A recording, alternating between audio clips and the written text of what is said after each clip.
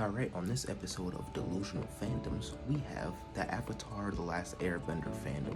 Now, if you don't know anything about about Avatar The Last Airbender, it was a pretty decent show, and everyone, for the most part, loved it. Then they made a sequel, or a continuation of the story, called Legend of Korra, which is basically about the passing of the torch, essentially.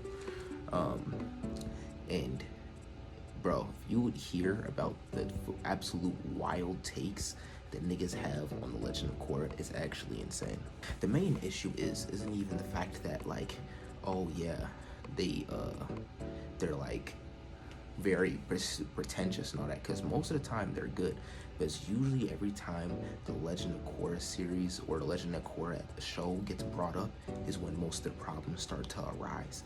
I believe that 9 times out of 10, a lot of these niggas only hate that show mainly because it was a lead, a bisexual woman, and they just don't like women. Because I'm not gonna lie, the show wasn't even bad.